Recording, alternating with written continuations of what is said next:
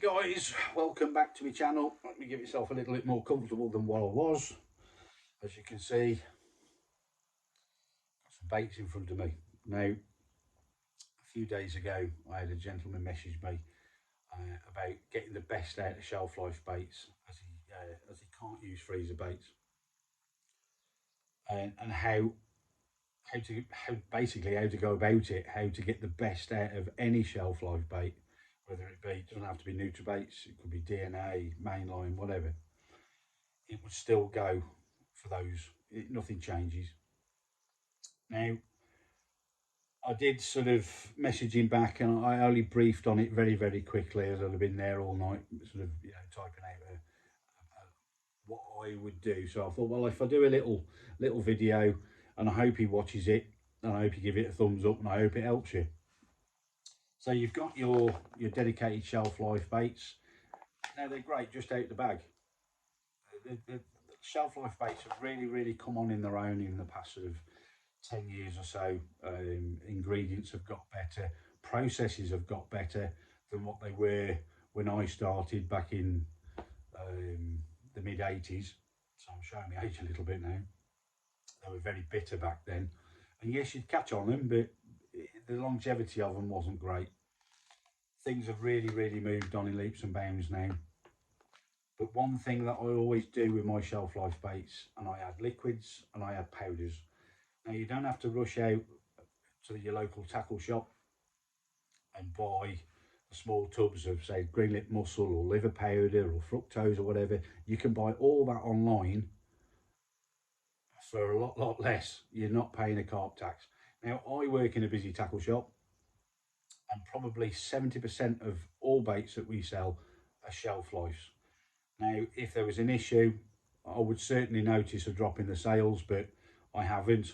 As I said, there's a few guys out there that will go straight to the freezer and they'll buy freezer baits, and that's great. I haven't got a problem with that. I use freezer baits as well, but a lot of it is on the situation I'm in.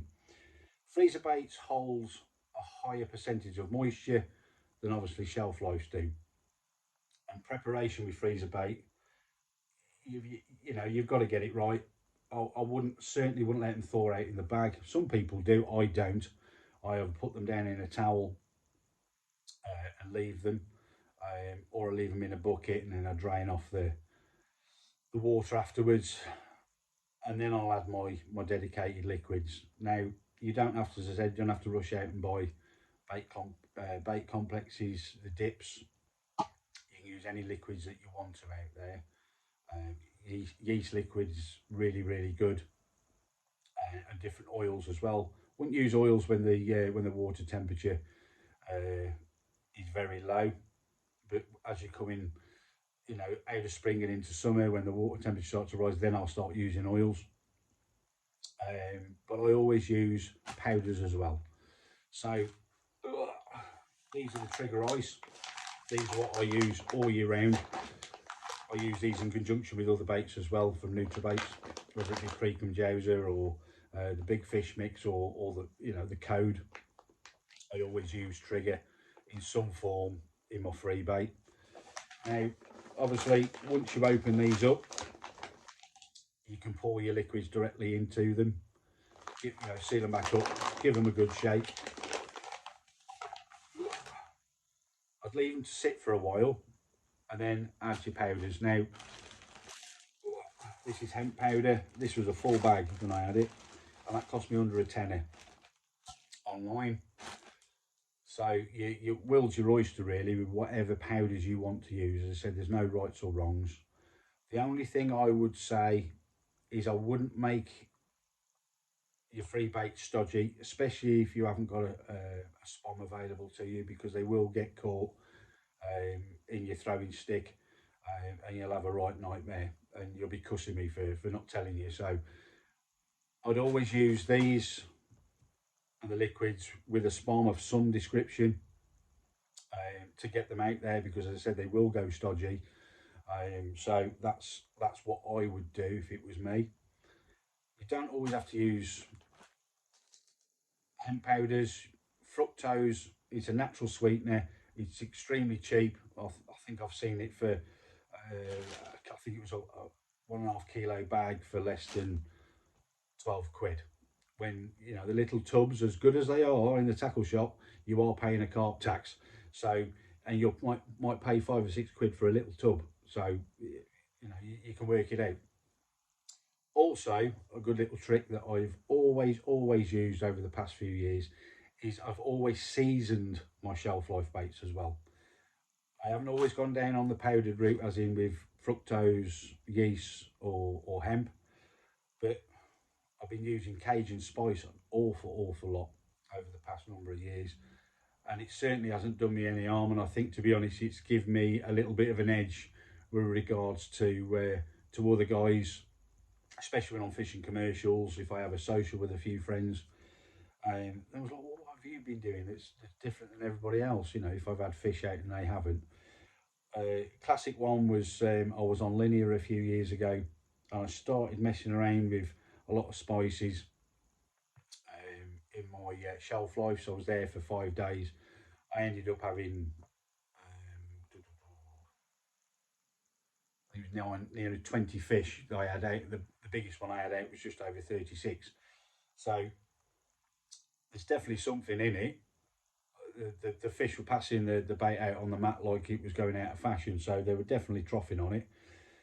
But as I said, there's no rights or wrongs in it. You can add whatever liquids you like to your bait, any powders that you want to your bait, to make them better. And to be fair, the longer you leave them, the better they become. To be honest, because they're quite hard when you take them out of the bag, and they will go a little bit more pliable. And I think the fish like that. I think they find it more palatable for them when baits are softer. I don't believe in washing your baits out that they think that it's deemed it is safe. I just believe that once you then baits are submerged in whatever liquids you're using, whether it be water with, you know, your bait complexes or whatever. Once they go soft, I think the fish just find that more palatable to them and they enjoy eating it more. Um, I don't believe that they think it's safe. They haven't got the same thought process as us. That's just anglers out there pushing products.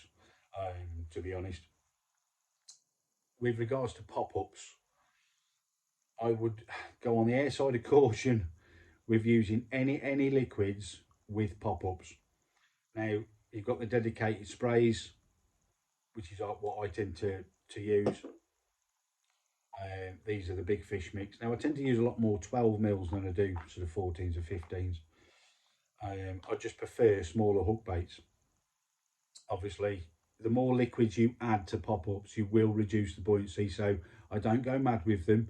And once they've drawn that in, I leave them alone. But you can use powders as well, and I tend to use more powders with pop-ups, and more so lactose powder as well, that I tend to use an awful lot of. Now, lactose, as I said, is a natural sweetener. So I give them maybe, I don't know, 5, 6, 7 sprays directly into the tub, give them a good shake, take the lid off, and I'll get the fructose powder and just sprinkle half a teaspoon over the top. Put the lid back on again, shake them up, and leave them alone.